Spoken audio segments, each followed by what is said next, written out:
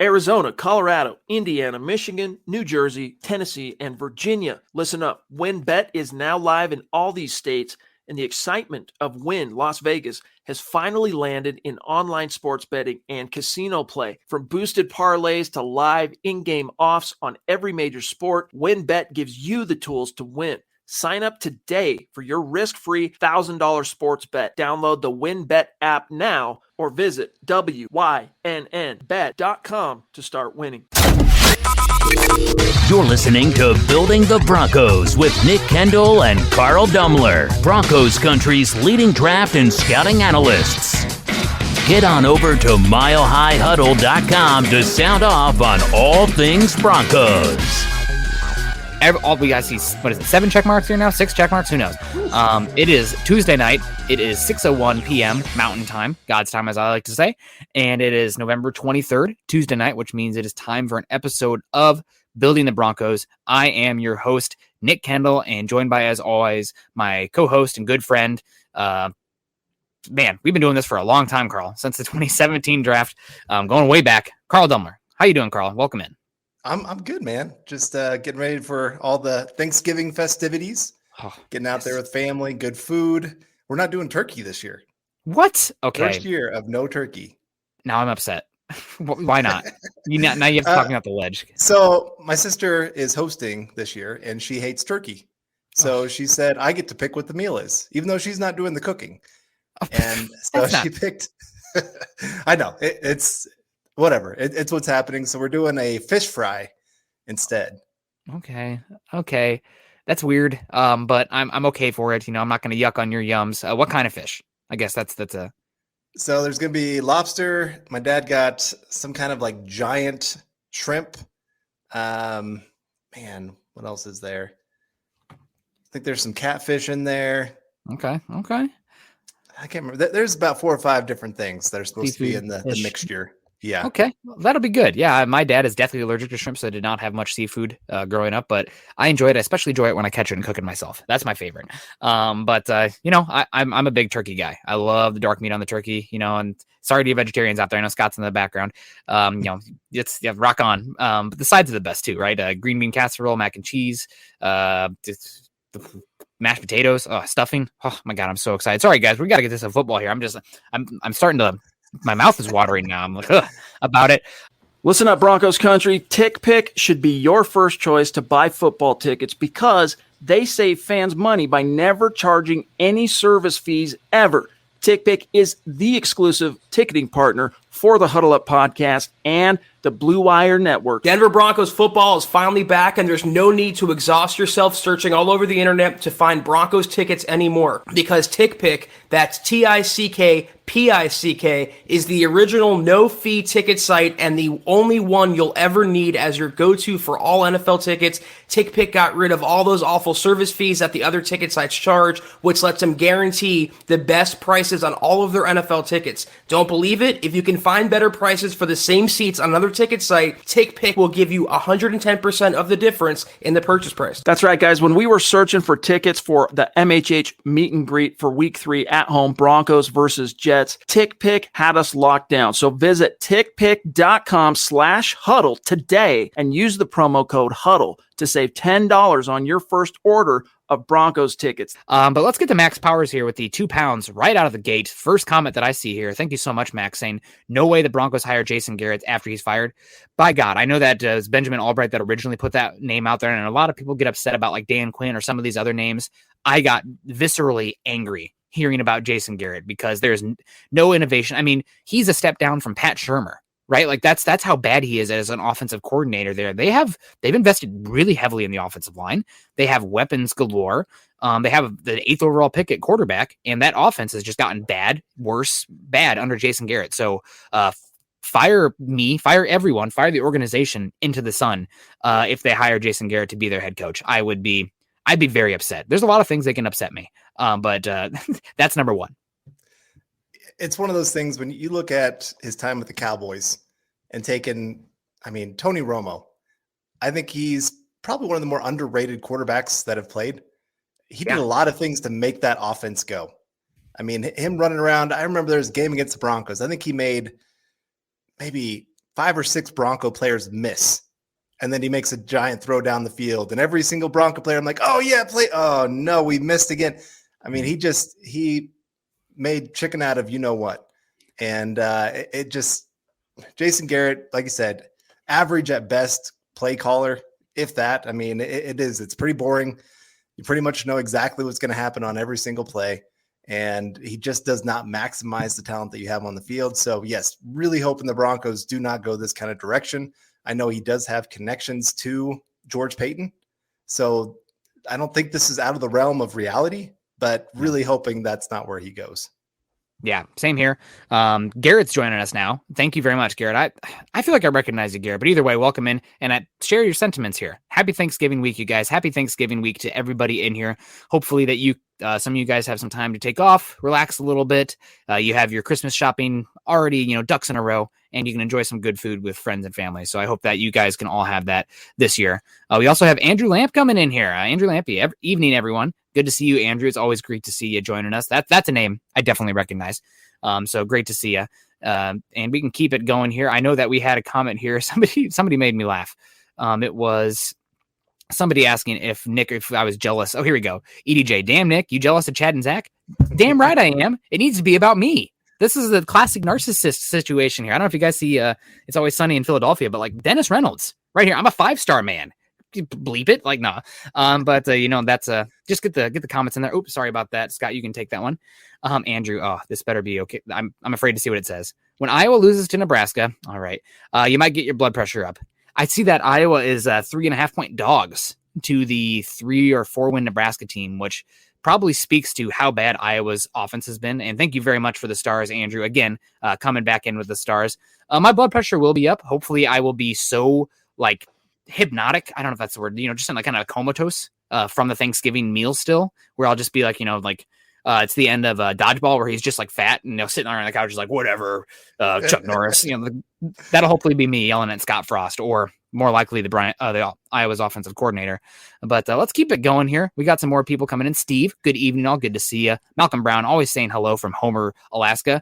Malcolm, I hope you get to see your family in, is it Ogden, Kansas? I think off the top of my head, it's Ogden, Kansas. So hopefully you can see the school bus there. Okay, well there you go. I think he says wild grandchildren in Kansas there.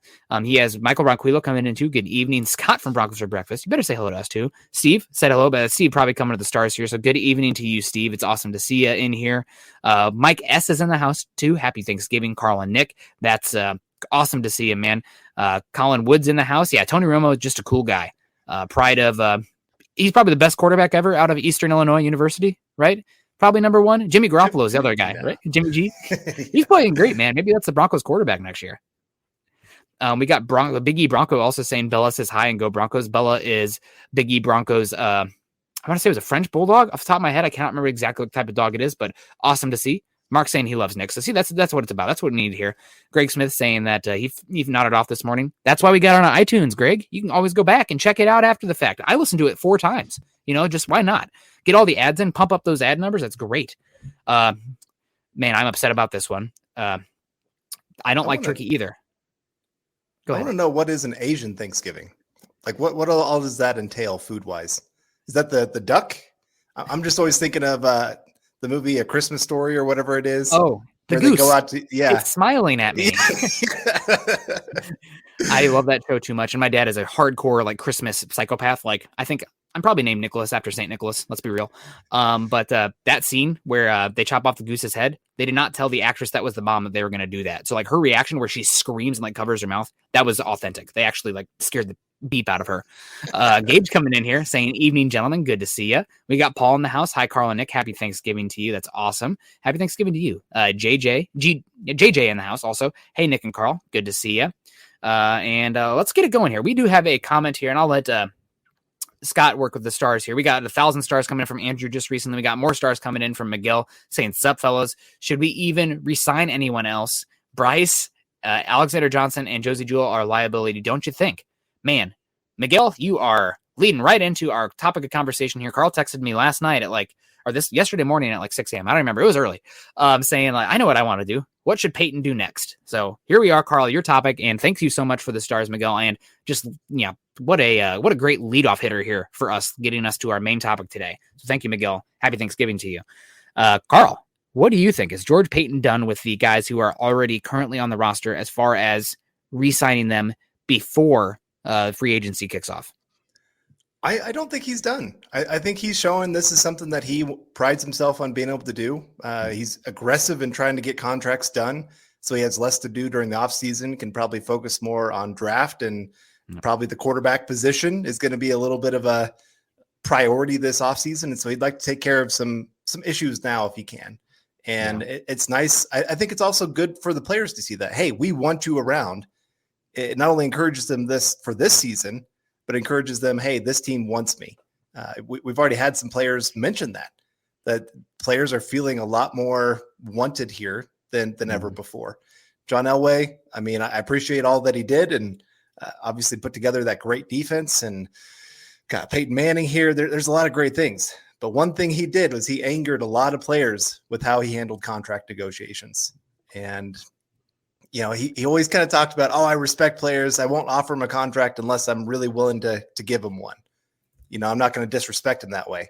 Well, they felt disrespected anyway. So to me, the next move would be looking at the off-ball linebacker position.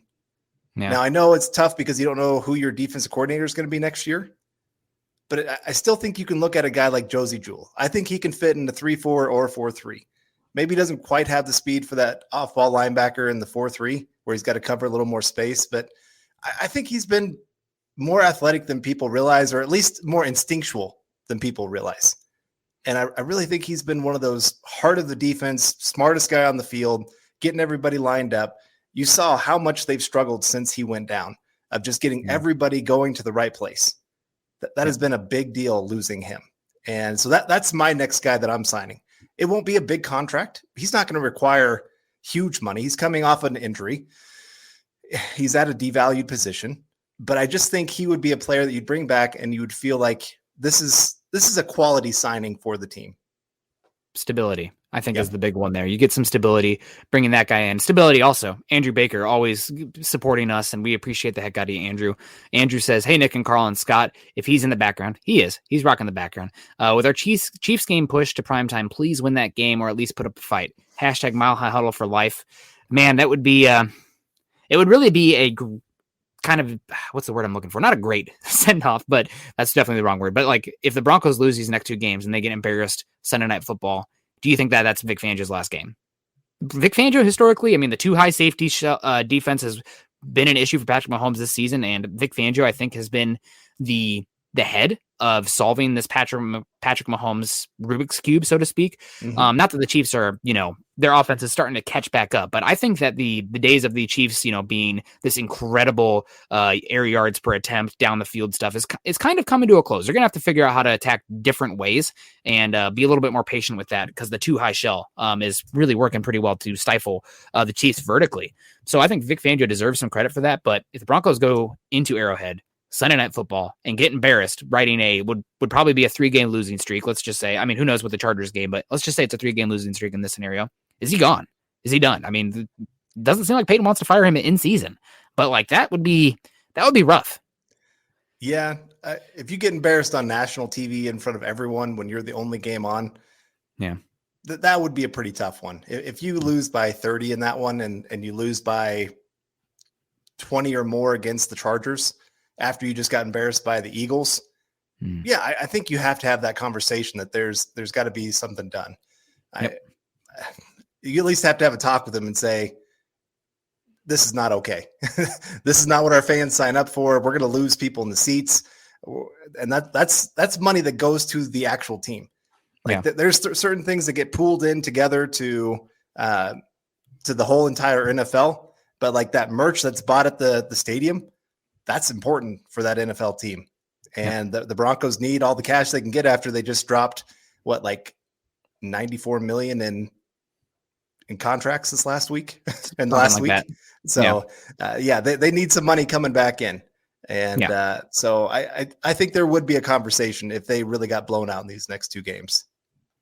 Yeah, no, absolutely. I agree with you. It'd be tough. I mean, the thing is, it's like everybody fire Fangio. Why haven't you waited to fire Fangio? Well, the keys are probably being handed to like Pat Shurmur or Mike Munchak. But like, do you want Mike Munchak's attention being taken away from the offensive line when this unit really seems like it's maybe starting to come together in the run game? I don't know. That doesn't seem like a great call.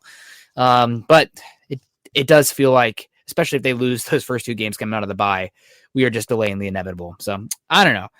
Gary Leeds Palmer coming in saying, hello, building the Broncos crew and Broncos fans. Happy Thanksgiving all. Gary with the stars. Thank you so much for the stars, Gary. We appreciate you. Good to see you. Kayla also coming in with her Asian Thanksgiving. I'm going to flash this one real quick. You can pull that one back up there, Scott, in a second. Pho, egg rolls, rice, and Thai food. Man, that sounds good to me. I've been craving Thai food so bad. I'm a pad kee mao kind of guy, like those big fat rice noodles. Oh my God, so good. Thai food in Seattle also. I bet you miss it, man. It's phenomenal here. It's so good. Yep. Okay, we got Claude. I think this is the one that Scott pulled up. More stars coming in here. I don't think our roster is the main thing wrong with this version of the Broncos. Bring on Black Monday, go Broncos. So yeah, leaning into this coaching debacle. I don't even know if I want to call it a debacle. This Broncos team has not been good enough, and I don't think it's fully Vic Fangio's fault, because if you go this long with the quarterback play as the Broncos has been, you're going to have issues. But they've been losing, and I think the biggest thing is that he's losing the locker room, right? I just don't think there's a lot of love, respect in that locker room for Vic Fangio. I think there's the biggest thing I would say is a big disconnect between the players and Vic Fangio, and that saved Dan Quinn. We talk about Dan Quinn a lot on this podcast because he's been rumored to the Broncos as a potential head coach. I know that there's a lot of history there between him and George Paton, and he's been doing pretty good with that Dallas defense down there. The players loved Dan Quinn, and multiple times when that team could have easily folded up shop because they started off so slow out of the gate, they won games, maybe detrimental to their draft position, definitely detrimental to their draft position, but they won games because that team rallied around Dan Quinn. I mean, they loved that dude. So I don't think it's a 1-for-1. Oh, we don't want another defensive guy. I just want somebody who this can inspire, and put guys out there to do crazy things. Playing football is a crazy thing, to put your body out there and put it all on the line like that, play through injuries. So I just do not get, it's the exact opposite with Vic Fangio. I don't think there's a lot of love in that locker room for the head coach. Well, and it's kind of, I remember with Josh McDaniels, and I know that's a cuss word that I just said here in Broncos country. It led to Von Miller, which led to Peyton Manning, which led to some of the best years of this Bronco fan's life. So God bless the broken road. I'm not a Rascal Flats fan, but without Josh McDaniels, we don't get there. So it's true. Here we are. True. But I'm just thinking of, that guy lost the locker room. Every player hated that guy. And who do they bring in next? John Fox.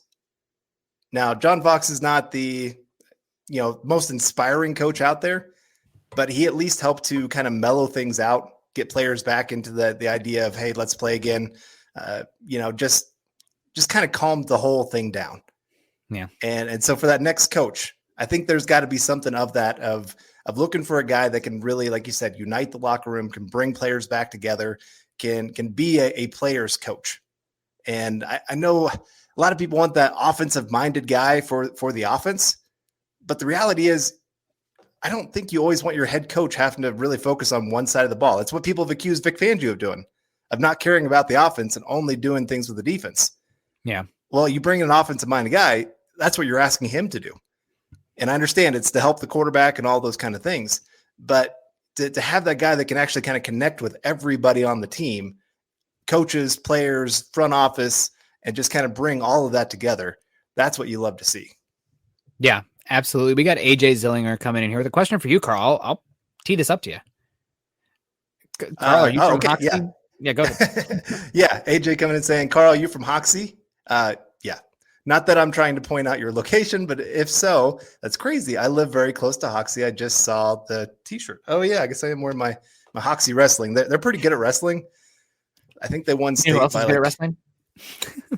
Well, some of our kids might be coming your way. Yeah, they better. Yeah, no, we've got a couple kids that are going to be looking at 3-time state champions this year. Wow. They won state by 100 points last year. They've got 4 or 5 weight classes that they've got the number one wrestler in the state in those classes. And it's just kind of it's a little bit of a cult here, if I'm being honest. I mean, it's kind of crazy, but it's fun to watch. They are some really good wrestlers. It's crazy. But man, might have to get you some Hawkeye jerseys here pretty soon with how good they are, man. They're killing it. We got Chase Wellner coming in. Chase with his Happy Gilmore picture, always making me laugh. Good to see you, Chase. Hope you're doing well. Happy Thanksgiving to you. If Fangio is gone, who do you like for the defensive coordinator? Man, this is such a hard question because we have to like jump multiple hurdles before that's answered, right? Like if you have a one kind of head coach, you're probably looking for a different kind of defensive coordinator, right? Like if Dan Quinn comes in, you're going to have probably more of an Ed Donatel where they're just using that head coach's key tenets of defensive philosophy and problem solving on that side of the ball. Just like Ed Donatel is for Vic Fangio. But if you bring in an offensive minded head coach, a lot more of that onus of what that defense will be falls on that guy. So, and also there's the dynamic of like young and old, what the connections are. So I don't know. Nobody off the top of my head is really ringing a bell as far as the defensive mind that would make a lot of sense. I know that Red Herring has been at the Broncos for a while. Maybe they hire somebody in-house, but I don't know. It really depends on who they hire as a head coach. So I wish I had more for you, Chase. But nobody really rings a bell for me. Do you have anybody? I don't, because it's hard to know which staffs are going to be fired. That too. Which people are going to be available at this point. And it's possible you get denied, right? You get denied. That's what they tried to hire. The first time they tried to hire Vance Joseph, they wanted to bring him on as a defensive coordinator, and the Bengals said, "Nah, kick rocks, man. He's sticking here." Phillips. Yep, and then they ended up getting Wade Phillips. So that worked in a roundabout way, but it's kind of hard to know what exactly is going to be there, man. That really ticked me off of the Eagles or the Bengals. Excuse me. Yeah. But and that's the thing is I really don't want to lose Fangio's scheme. Yeah. I do like his scheme. I do think, like you said, it is probably the best at trying to stop a guy like Patrick Mahomes, probably Justin Herbert, those kind of guys that like to push the ball down the field. I think you can win a lot of games that way of just containing them through that defensive system. And you got a lot of players that fit that system already that are here. You know, what players get hurt if you switch to, some other schemes that are out there.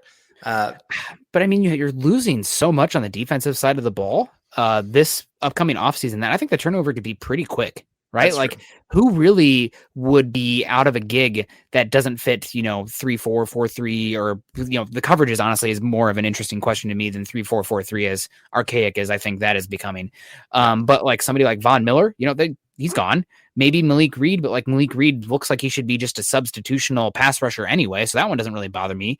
Bradley Chubb can play 4-3 or 3-4, right? They're running more nickel anyway these days. You're overturning a bunch of the cornerbacks. Surtain is scheme diverse. Both your linebackers are going to be, or all three of your starting linebackers are going to be free agents. I guess the only one that makes me a little bit concerned is Justin Simmons, because I think he is best in a more versatile, too high kind of defense. I don't want him to be that super dichotomized. Is he a pure single high guy? No. Is he a box safety a la Derwin James? No. He does a little bit of everything. So I don't want to lose that. But other than that, though, I really don't think there's anybody that pigeonholes you so much on the defensive side of the ball, given how much turnover is going to happen this offseason. Shelby Harris? I think he can do both. I mean, with defensive line, I guess the biggest question is, are you going to really lean into the two gapping versus one gapping? Because I don't know if he would be the best in a really heavy emphasized two gapping scheme. But with how much 4-2-5 you already play, what's the difference for the 4-3 or the 3-4 with that alignment, right? Like, I don't think there's going to be that big one. Like a guy like Mike Purcell might be on the outside looking in that kind of situation, but like you're not paying Mike Purcell very much, and he's a nose tackle, So, you're not paying a lot of guys long-term on the defensive side of the ball that I don't think can or would have issues transitioning over. The only one that makes me a little bit nervous is Justin Simmons. He'd be fine. It's just I don't know if he'd be amazing playing in like a really heavy cover 3 or cover 1 scheme. Yeah. All right. Well, we got Miguel coming in with some more stars. Really appreciate that, Miguel. Do you see the Broncos drafting an off-ball linebacker this spring? I think our needs are inside linebacker, tackle, and edge, minus obviously quarterback. It's a real possibility. This looks like a good off-ball linebacker class. I think there's a good chance. We got another one here from Miguel with more stars. Really appreciate that. I'm hoping for Todd Bowles for head coach and Kyle for offensive coordinator. I don't see him staying. Yeah, Kyle Shanahan. Sorry, I should say that. I don't see him staying in San Francisco after this year. There's a real chance this could happen. I think. I don't know if Kyle One, I think Kyle could get a job there like the Giants. They might be looking. I saw somebody post that earlier, and I was like, that makes a ton of sense with all those weapons there. And even Daniel Jones. I think he could turn him around with his athleticism. Barkley. Yeah, Saquon Barkley. There's a lot of good things that could happen there. But if he doesn't and he goes to the offensive coordinator side, it's a possibility. And There's beef between him and Joe Ellis, and Joe Ellis is still going to be a part of this head coaching search, given how that's true. The timeline of the Broncos hiring a head coach and new ownership coming in. So I think until Joe Ellis washes his hands of this organization, I don't know if Kyle Shanahan is going to be interested. He put his foot down the first time around saying that's not happening. So I don't know, man. I think Kyle Shanahan, 49ers are really an ascending team right now. Right, they have a very good chance of making the playoffs still. Jimmy Garoppolo's been playing great ball. Deebo Samuel, man, we love Deebo coming out, man. It's good to see him playing great ball. Mm-hmm. So I don't know if Kyle Shanahan's going to be gone. They would have to really fall flat. It's possible though. As far as drafting off-ball linebacker, definitely a position the Broncos would be looking into this draft cycle. We're going to need to see what happens with free agency first, because you have a few linebackers that you maybe want to bring back. Baron Browning is definitely in the plans as well. But if there's one you love early, then you got to consider it, especially if you're going to be moving to more of a 4-3. Maybe you want a little bit more of a classic will. That's like that safety linebacker hybrid, that Jeremiah Wusu-Koramoah mold, which this team just doesn't have right now. So that's something to consider. But the other positions that he mentioned, edge rusher, offensive tackle, and linebacker, I think you got to put in cornerback as well. You're losing 2 of your top 4. And the AFC West is the Big 12 as far as divisions right now. It's 10 personnel air raid all day, so you need to have cornerbacks. The other one is interior defensive line. I think you could look at a defensive tackle early. Draymond Jones is going to be on that part where it's like, oh, do we keep him? Do we move on? Like, what's his contract going to be? Shelby Harris, it's easy to move on from him after next season as well, which would line up really well with a rookie coming in behind him. So that's another one I would consider as well. Yep. Corey H., $20. I love that orange. Love you, Corey. Thank you so much. Happy Thanksgiving to you. I know. Okay. One thing. There's an apostrophe or a hyphen, after re-signing. I shouldn't criticize the guy that gave a $20 super. What am I doing? I'm an idiot. Worst business guy ever. But this says resigning, which means like goodbye. So I know re-signing feels good, but there's a flip side. Bigger money deals means the path to the Super Bowl starts to narrow. You can afford fewer and fewer other players, and we still have no proof that Paton can pick a quarterback. What do you think here, Carl? Well, one, I mean, you could say that about every general manager until they actually find their quarterback.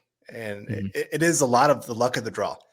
Yeah. I still look at it is crazy, the world that we could be living in, that the Chiefs and the Cowboys were fighting for Paxton Lynch with the Broncos. They were in a bidding war to get that player. Like, they all loved him. And unfortunately, the Broncos lost that bidding war in the sense that they got Paxton Lynch. And the other two found their franchise quarterback.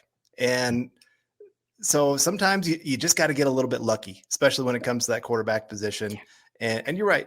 The more money you spend, things kind of narrow down, but it's just a matter of you just got to get lucky where you spend your money. You know, if the player contributes, that's great. Look at, John Elway got lucky when he spent that money that 2014 offseason where he got Aqib Talib, Emmanuel Sanders, DeMarcus Ware. Who else did he get? Those are the big three. I can't think of somebody else off the top of my head. Okay. But anyway, got those guys, and they all turned out to be great. Yeah. You know, sometimes you spend the money and it works out. Other times you get a James. Juwan James. Yeah, Juwan James to play your right tackle, and he plays 63 snaps for you. You can't not spend the money. I mean, you can, but eventually you're going to have to spend it. There's a floor also. Yeah. You like the floor that you do have to spend. And I agree with you. I mean, the window does start now, and it makes the pressure build up when you are making these kind of moves, saying, okay, you know, the window is now. You know, it doesn't just start to narrow. It's like you're entering the window. You have to answer the quarterback question, though, to really answer that.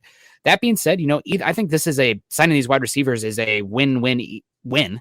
Three wins here. You're rewarding guys that are doing everything right, young guys who are entering their best years of their career, and these contracts are not big at all. It could help lure in a quarterback. I think we're in the era of quarterback empowerment.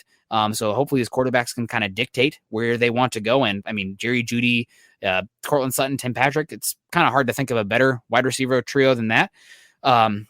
And also, it could really help with a young quarterback as well, which we talk about building the nest and giving that quarterback no excuses for when they come in so that we get a clean evaluation. You're doing that with the weapons. I mean, you're doing that with the weapons. So I hear what you're saying. I appreciate the super, and I get with you that it's going to be all for naught if they don't solve the quarterback position. Like if we're sitting here a year from now and it's still Teddy Bridgewater versus Drew Lock, why did we pay those guys? Right? Like you're not really going for that window in that situation. But you know, you got to reward your young, good players and the guys that are doing everything right in the locker room. So everybody in the locker room knows that if I do everything right, I put in the work, then I'm going to get, you know, the reward for that. So I think you got to do this in this situation. Dennis Woods saying, after the signing of Tim Patrick and Cortland Sutton, thoughts on what Paton does at quarterback next year? Draft someone? Will he go after Wilson, Watson, Rodgers, or both? I think it's Wilson, Rodgers first. After that, it's maybe a Kirk Cousins, maybe a Matt Ryan. Less likely a Matt Ryan because the dead money. Like you'd have to probably overpay for what the product is for Matt Ryan at this point to get him. So I don't know about that one. And after that, I think it's draft. So yeah, I'm with you there. I really think he's going to want to go the veteran route. You look at when he was there in Minnesota. Yep. A lot of their best success was going, obviously, Kirk Cousins and paying him big money. I know a lot of people would be like, oh my gosh, he got overpaid. But Kirk Cousins is playing good football. They're not losing because of Kirk Cousins. I can tell you that. No, they're losing because there's a lot of other deficiencies on that roster and just a lot of bad luck too. They just had some weird things happen. Yes, they're hot, man. They're a team that, I mean, that Packers game was, especially the second half, was amazing. And Kirk Cousins, Justin Jefferson, maybe more than Kirk Cousins, he had some turnover worthy plays, but they're a good team. They really are. They're a solid team, and that defense is starting to come together too. So who knows? Maybe they'll want to keep Kirk Cousins. I know that Zimmer and Kirk have had some not the best in the history, I guess, in that locker room. You know, sometimes some issues there, but yeah, if Kirk comes here and you're not paying him $45 million a year against the cap, then I'm interested. I don't know about the price though. That's the biggest thing. He's expensive. Yeah. AJ coming in again for you, Carl. He's gonna be over. He's gonna be behind your screen here in the next one. It's crazy. I live in Oberlin. Blows my mind. We're so close. Wow. And yes, Hoxie is good at about every sport we know. #rivals. They are. They own the national record for most wins in a row for women's basketball in the country. Wow. Featured on ESPN. Yeah, just like I said, there's a lot of different records they've broken throughout all the years. It's just kind of crazy. But AJ, maybe one of these days we'll have to get together, grab a drink or something like that, talk some Bronco football. It's a small world out there. You know, sometimes you just never know how Nick and I met. Just random kind of thing that brought us together, mutual friend, and found out that we're both Broncos and Cardinals fans of all things. And Hawkeyes. Yeah. Okay. I'll put it out there. I am an Iowa Hawkeye fan now because of Nick. He has talked me into it. That is my college team now. Oh, man. If they get beat by Nebraska now, you need to go back to whatever team you were cheering for before. No. Yeah, let's I want to circle back here. I'll let Scott work the back end to see that if we have any. Okay, Clee, you made me laugh with how Carl and I met. Let's just flash that real quick. No. But we're both happily married men. But the big thing that we want to talk about is who the Broncos could re-sign. As far as this offseason, maybe it would make sense. You mentioned Josie Jewell. For me, Josie Jewell, Alexander Johnson, Kenny Young. And I know that this kind of goes against what we were saying earlier about, you know, how the improvements of George Paton versus John Elway. But something I did like about John Elway is like, here's the contract. You all three have a similar looking contract. First one to sign, that's the rest of them are yoinked. So putting pressure on them in that position. And maybe you don't want to do that to your star players. Maybe that's not the best position to do to your star players. But Josie Jewell, Alexander Johnson, Kenny Young, those are, I mean, I know that a lot of people are excited about Kenny Young. I get it. Oh man, he coverage linebacker. Quotes on that one. But you got him for a 7th round pick. You flipped 7th round picks to get him in, right? Like he's fine, but he's not a game changer at the linebacker position. Yeah. So I'd offer all three of those guys a similar deal. And first one to sign it, hallelujah. We got one of the linebackers next year. You're going to be paired with Baron Browning and maybe a draft pick at some point in the draft, maybe another veteran free agent kind of route. That would be fine. The other one that intrigues me is Bryce Callahan. And a lot of this will depend on what you think about him long-term. But he's one that I would love to give an incentive laden contract too. I know he's not the youngest anymore.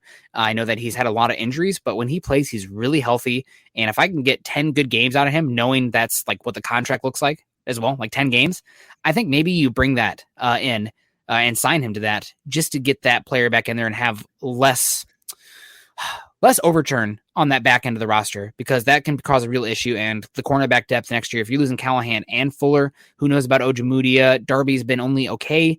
Maybe with an incentive-laden contract, I'm interested in retaining Bryce Callahan. Yeah. Yeah. Like I said, when he plays, he looks like a top 15 cornerback in football. Yeah. I mean, it's really impressive what he does on the field. I mean, you never hear his name mentioned because he's covering so good. No one even looks his direction. But we have Clee Torres bringing in a super sticker for us. Really appreciate that with the $5 super sticker. And just appreciate everyone that's been – this has been a great conversation tonight.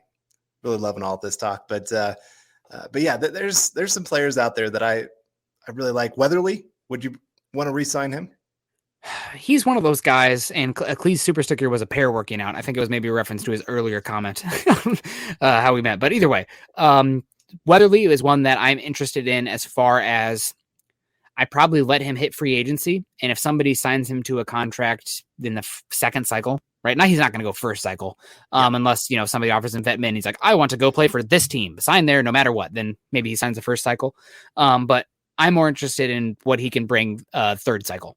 So that is the one that happens after the draft. If you, for some reason, let's say the board didn't fall like you wanted at the edge rusher spot, and you didn't take an edge rusher until like the fourth round, or you didn't have the draft capital because you traded for an Aaron Rodgers, then maybe Weatherly makes more sense in that kind of scenario where you're bringing him back in. But I don't know if I sign him before the draft because I'm probably going to want to bring in a early draft pick at edge rusher. Like if it's not a quarterback round one, it's probably edge right now. That's just how it sets up.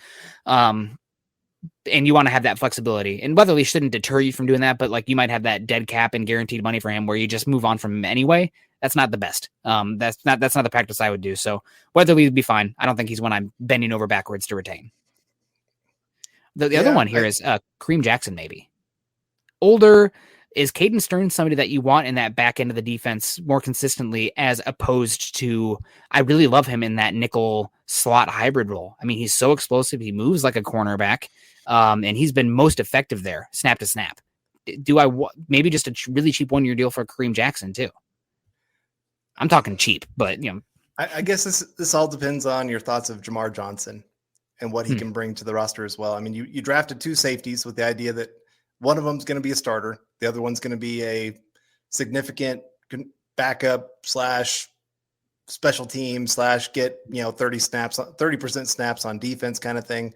So if you like both those guys, then I'd say Kareem Jackson, I'm sorry, see you later.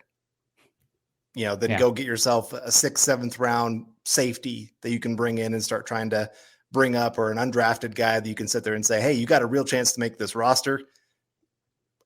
I'm fine with that. I mean, that's what the Broncos have done a lot in the past, of a lot of undrafted guys on the back end for that, and hoping that they can turn into something.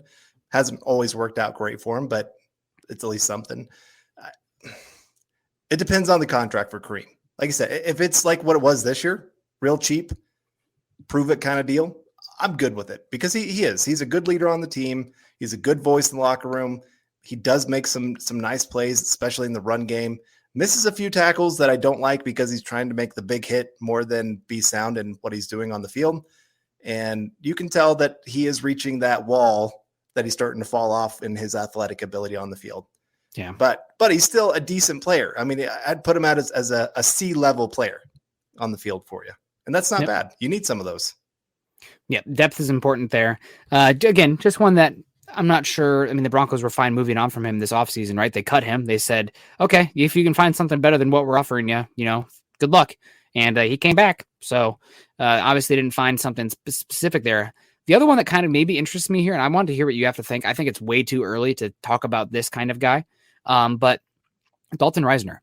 Do you think that George Paton would be interested at all at coming to Dalton Risner? He's been up and down this year. He's struggled some, but he's been playing better these last few weeks. And if you could offer him something that was pretty darn cheap right now, that would guarantee him before he hits the market, just extending that payment window 2 years instead of him being a free agent after next season. Is that something you'd consider as well? I mean, you add stability to that unit. He's been playing better. He's still relatively young. And again, it would have to be not amazing money, but you're paying him before he's eligible. So maybe that's something he would consider. No. And here's why. Moving on. No. Yes. No. End the show. Roll credit. He seems to get banged up a lot. Like, it just always seems like he's on the injury report for something. Now he usually plays. I was going to say that's a talent that's playing through it somewhat effectively is a talent. It is, but it makes me a little bit nervous of his ability to continue to handle an NFL load being there in the middle. And so I just feel like he's going to be one of those guys you pay and then he misses half a season because he's down with injury each year. I don't know. I have that feeling about him. I love Dalton Risner, the person. I mean, we've had him on our show before and we loved having him on here. He was a great interview and I think he's great for the Broncos. And if they did it, I wouldn't be like upset about it because I mean, you're taking a little bit of risk. You're banking on the fact that he's kind of turning it around and going in the right direction and trying to get him cheap while you can and add just a couple years of that window. So you don't have to worry about another position opening up that you have to figure out. But at the same time, I also like some of the young guys we have on the roster, like Moody, giving him a chance to maybe, I know he's had his ups and downs, but another year with him of learning from Munchak, maybe he's your next big time starter there at that left guard spot. Yeah. So I'm not really feeling the pressure to have to go get Dalton Risner locked up. Okay, another name for you. I just not going through all the list here, and I'll let Scott keep working on the comments here. 3 years, $10 million, too much for Risner. Scott is saying yes, it is too much for Risner. That's pretty much what he's on right now, right? That's about equivalent of what he is right. No, it's not. I don't have the Broncos salary cap in front of me. I was literally just typing it in as Scott pulled that up. So 3 year, $10 million. It would really depend on what the guarantees are as well. I would consider maybe 3 years, $9 million, like a 3 per, just for the guaranteed. I mean, you're just extending that window of having him on roster control for a little bit. So I don't think it would be the worst call in the world, but it's one that I don't feel compelled to make. But, you're talking about stability in the offensive line, having another year there, getting him during his best years, and getting him for probably less than he would get if he hits the open market. I don't know. I maybe would consider it. So he's at 2.2 million next year. So he's at 4 year, $8 million. Thanks for the data there, Scott. So about $2 million a year. I think the 3 year, $9 million, if he took that, I'd probably be okay with that because even then, let's say he runs off with that or he's not very good. That's fine. You can move on from that. You would not be hurt. Like you'd be fine. In today's NFL money, that's not a whole lot. So no, it's like I said, it's still taking a risk and I'm still banking on some of the young guys developing and turning into something. So I'm not extending his contract. I'm willing to lose him when it comes that time. Like I said, I like the guy. I really do. And I hope he turns around his career and really turns into a great player. Cause it's great for the Broncos, great for him and solves the problem that you can sign him to a long-term contract, but his play so far has not garnered a longer-term contract. But all right, we got Travis coming in here with some stars saying, hoping we re-sign Josie Jewell next year and hoping our Hawkeyes whip the Cornhuskers on Friday again. Yeah, I'm a little biased with our Hawkeyes. Yeah. I don't know. I'm surrounded by Husker fans here. Yeah, I bet. Yeah. So I'm going to keep my mouth shut on this one because I know they'd be really sad. I talked to a few on Sunday and they were so devastated losing that game in Wisconsin the way they did. And just this whole season, they've had so many games where they showed potential and then to come up short. And that's just been the Husker way for since Scott Frost got there pretty much. Yeah. Oh, before that too. I forget. There's a word for it. What is it called when you almost win? Oh, that's right. Losing. God. Oh, sorry. Nebraska. They're going to call the Atlanta Falcons, or the Chargers. The Chargers. That's the one. Yeah. Careful the Atlanta Falcons. Scott has a lot of power that back there. He can get you off the screen. I know. I'm sorry. But I feel bad for those teams that you just look like you should win. And then all of a sudden everything falls apart last minute. You and I have cheered for some winning teams for a long time. The Cardinals, how many championships do they have? Yeah, there you go. See, you're a better Cardinals fan than I am, but so we've got that side of it, and unfortunately, seeing the other side of it of those who have to lose, it's tough. Talking about losing some more free agents that Broncos might lose this offseason, but maybe George Paton says, here's a deal. We'd like to have you back, and if you take this, maybe you'd get more in the open market, but you'd have that security. One that comes to mind that I think is going to cause a lot of potential division, Melvin Gordon. Melvin Gordon's on a pretty big contract. I know he's coming off that terrible fumble, and everybody wants to see Javonte Williams get more carries. But this 1-2 punch, I think, has been very good for the Broncos overall. Honestly, they're both big backs, but they have different styles of running, and they complement each other as far as Melvin Gordon doesn't get tackled in the backfield very often. Javonte Williams is incredible if he gets to when he gets to the second level. Probably Melvin Gordon should go seek somewhere else where he can get more money and more touches. But would you be interested in floating a 2-year contract to Melvin Gordon right now you're not paying Javonte Williams anything, so you can still go buy relatively cheaply on the running back room on the whole, and keep that 1-2 punch, guaranteeing that you have a running back that can do everything you want them to do. Because if the big issue with a dichotomized running back room, Thunder and Lightning, is that if one of those guys go down, you lose a chunk of your offense, right? Like you have to in today's NFL, the big running backs are very powerful and important because they're making teams have to play more single high, and that's when the explosive pass plays happen. So would you be interested in bringing back Melvin Gordon? And if so, what would you be looking for as far as the offer? Yes, I would be interested. One, running backs get banged up every year. To expect your running back to go 17 games now and not miss some time or not miss half a game, you got to have a good number two. And they're going to have to step off the field at different times too. So you need somebody else that can come on the field. And Melvin Gordon, I know the fumbles are a problem. He's really got to do something about that. Like that's his entire offseason. I know his mom is really a big part of his life. I would just go tell her, you need to tell him he's got to hold on to a football at all times at home. Like he's going to spend the entire offseason at home, and she's just going to be trying to punch that football out the entire offseason and see if every time he fumbles, has to do 1,000 push-ups or something like that. But no, I like Melvin Gordon. He's a good all-around running back. He's one of the best red zone running backs in football, in my opinion. He does great at finding those little holes that nobody else does and just picking up the extra yards that just make a big difference in a game. And I think, like you said, we got a really good 1-2 punch. And depending on what they do at the quarterback position, this is where it kind of splits off for me a little bit. If you go the veteran direction, I think you can go younger at the running back position because they can kind of help them out. If you're going the young quarterback, the rookie quarterback, yes, I think you need Melvin Gordon back to help that guy out as a pass blocker, as a pass catcher, as a guy that can really help balance everything out for him. And like you said, you can afford it then. You can overpay for a running back that can actually help the team. Yeah, we got Travis coming in here talking about running backs, and we've made it 48 minutes without mentioning this, which is incredible. Travis saying, saw that the Texans released Philip Lindsay today. I think they waived him technically because he's still so many accrued years. I think he's waived, not released, which means he'd have to go through waivers versus getting to choose where he goes at first time. But Lindsay was waived, and today I'd rather have him than Melvin Gordon. Travis, I love you. I do not agree with this take at all.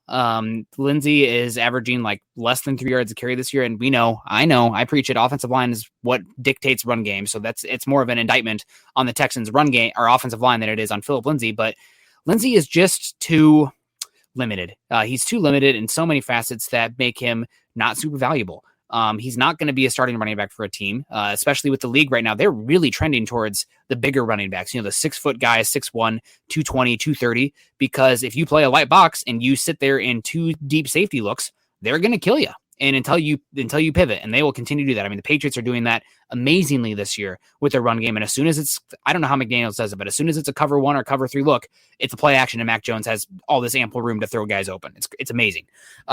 The 2 McDaniels references today. I need to wash it out of my mouth. The other thing with Philip Lindsay is that if you're going to be small, if you're not going to be that big back that can work between the tackles and be that bruiser, you need to be a receiving threat.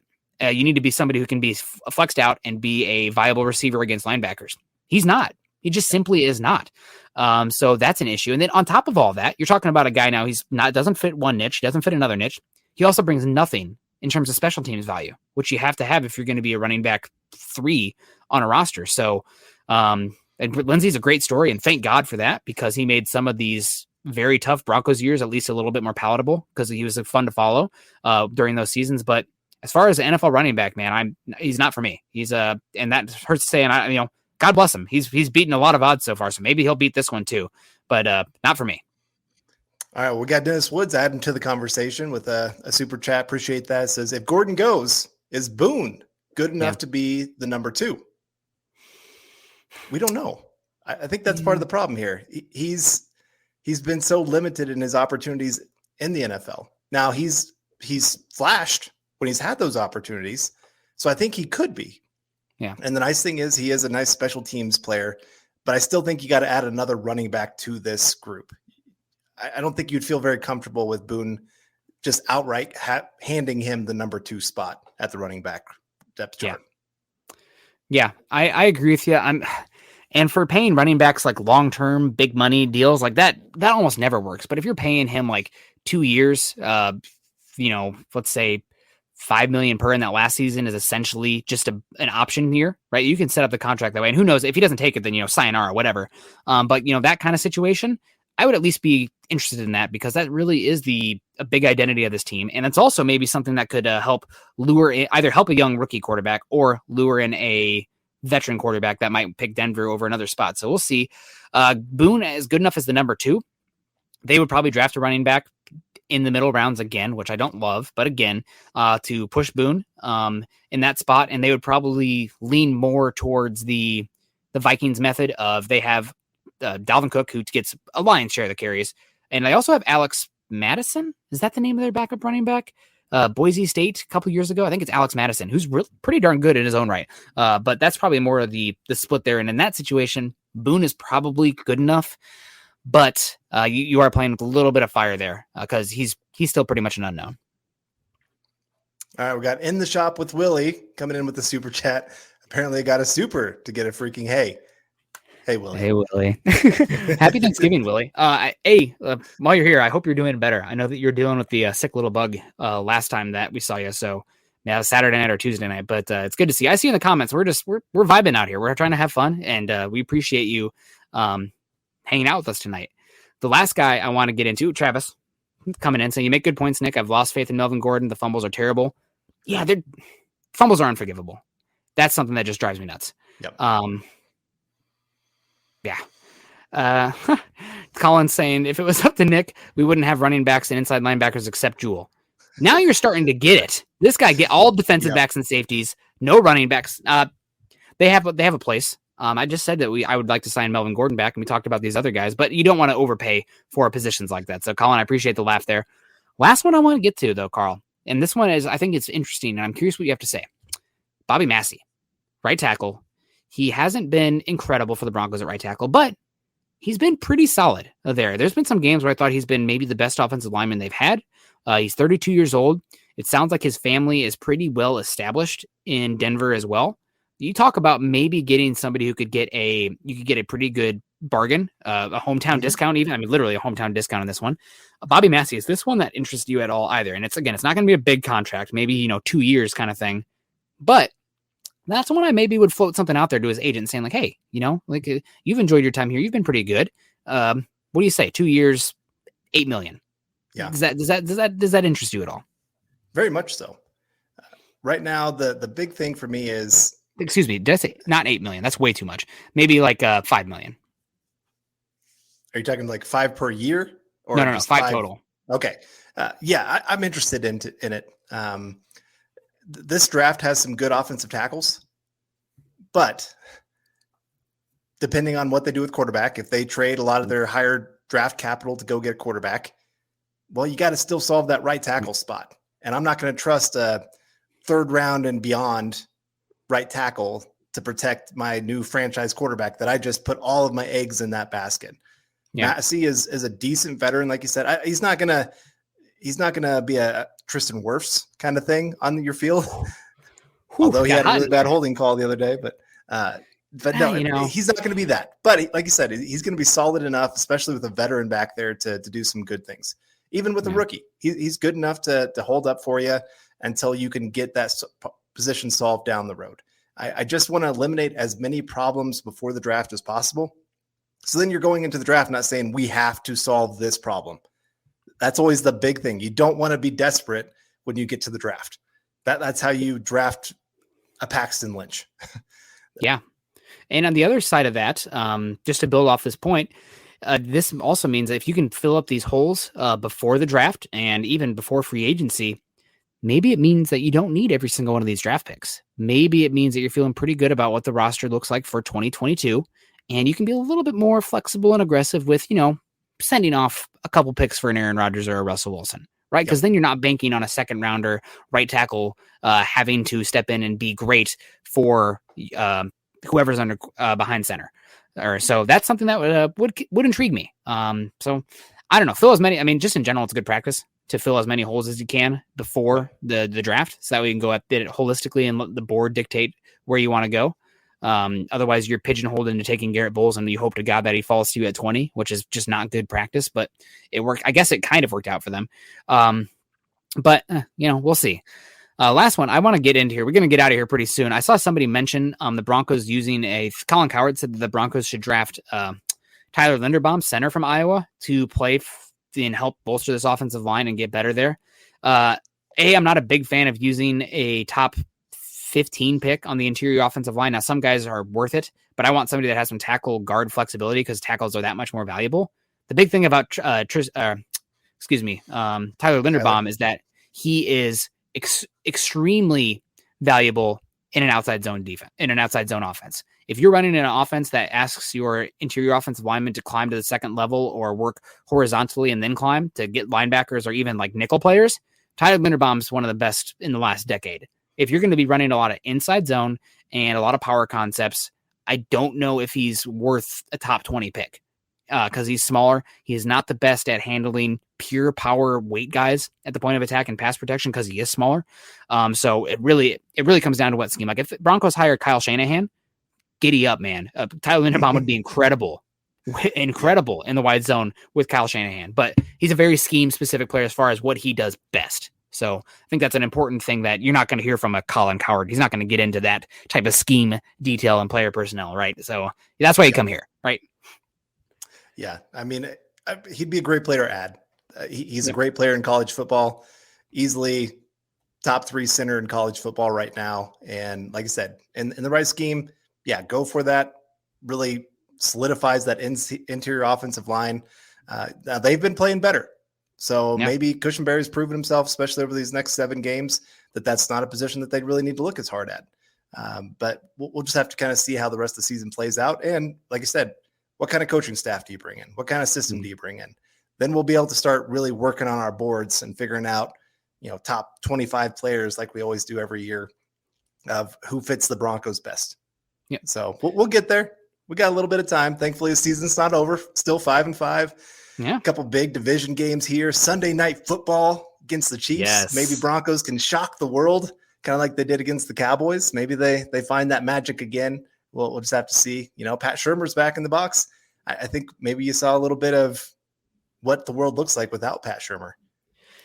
Yeah, it looked pretty similar. Maybe the defense was still getting up a lot of points in the first quarter, and that made it tough. Michael coming in, Ohio State Buckeyes quarterback CJ Stroud is my future quarterback for the Denver Broncos. Go Broncos.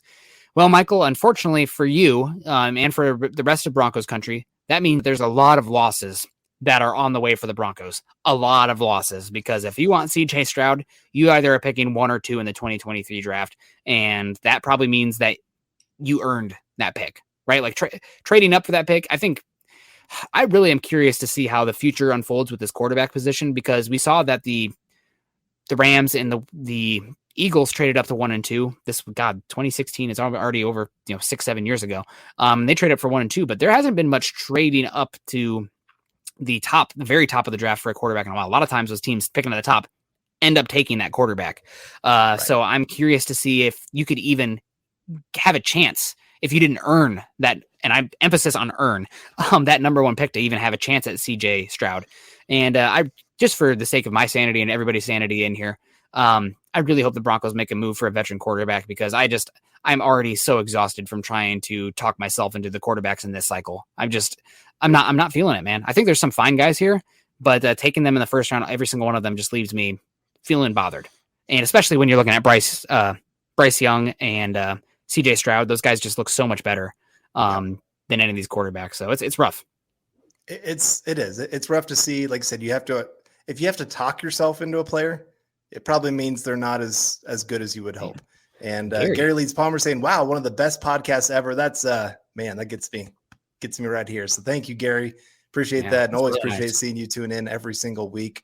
It's good to see. And in the shop with Willie, he's got the long-term plan for the Broncos here. Is it too early for hashtag tank for Arch Manning?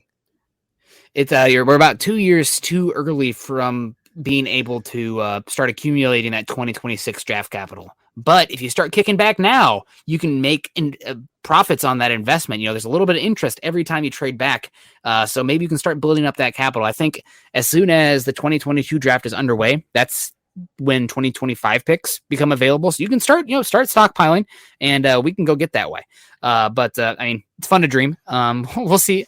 I want to see what Arch Manning, we don't even know where he's going to go to college yet. Right. But a lot of fun to dream. Do you think he's going to go to Bama? Do you think that's it? I know that, Lane Kiffin at Ole Miss is really putting it all out press out there. I think Lane Kiffin, the only person he follows on Instagram is Arch Manning. Isn't that weird? That's kind of weird. I'd say Clemson. I think that they put out, from what I understand, the all out press when he came and visited here not too long ago. And I think they were the last college visit for him, if I remember right. And a lot of times, that last image just sticks with you. You either want to be first or you want to be the last one. First one to get that first, hey, don't even go anywhere else. Right here, this is where you need to be. And we've got Eddie James saying, like listening to podcasts, even though I am a Colts fan.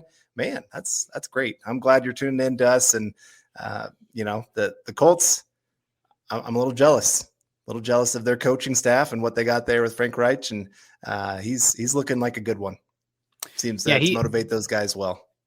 Yeah, we're going to have to talk a little bit about it down the line because we're already at an hour. But if the Broncos are going to team build outside of that franchise, amazing, veteran quarterback coming in, I think you need to look at the Eagles. You need to look at the Colts. You need to look at the early year Cowboys under Dak and the Patriots right now. I think those are the offensive teams that you want to replicate because they're getting it done with big warts at the quarterback position. Guys that are, playmakers in their own right, but big warts, not these all overarching incredible quarterbacks. So I don't know. That's pretty much just me saying if you can't go veteran quarterback, offensive line is something that I really think they should invest in. But we'll get to that at some point. We'll cross that bridge. Guys, we got to get out of here. We got to start prepping our minds and our bellies and our hearts for Thanksgiving. So hopefully everybody's doing well. You guys can follow Carl and myself on Twitter. Carl is at Carl Dumler MHH, and I am at Nick Kendell MHH. You guys can also follow us at BTB Football Pod, as well as at Mile High Huddle. If you guys are joining us on Facebook today, or if you have a Facebook at all, make sure you are liking our page at facebook.com/Mile High Huddle. There's Carl taking a drink out of his red Solo cup. That's definitely the pride of Hicksy. Is it Hoxie there? It's going to a Hoxie wrestling match later, so he's got to make sure to fill up that tank. Also join us at facebook.com/Mile High Huddle Pod. If you guys are joining us on YouTube today, not everybody's in a position that they can financially contribute. That's fine. That's great. That's totally understandable.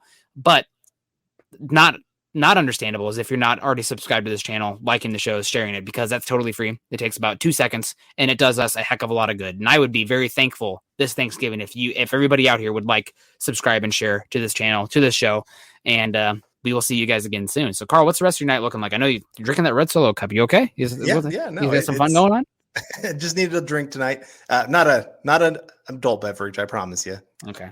But no, tonight got to get packed up. Gonna go see my sister tomorrow since she's hosting Thanksgiving. So got to do some packing, hang out with the dogs, get them a little love before I head out the door, and just like I said, get ready to chow down. What about you, man?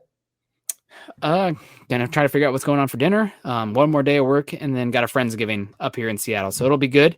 And it's gonna be rainy, and luckily for me, thank God, the Pacific time. A lot of times I get pretty upset with how early the games are, but I can hit snooze because my God, I know it's still football, and we'll miss it when it's gone. But the Lions versus the Bears with Goff injured and Justin Fields injured. I'm asleep, man. Yeah, throw that one in the sun. Yeah, that's woof. What a terrible game. It sounds like Nagy is going to be fired right after that too. So yeah, not very good. But we love you guys. We'll see you soon. Go Broncos, and happy Thanksgiving. You've been listening to Building the Broncos. Join Broncos Country's deep divers at milehighhuddle.com to keep the conversation going.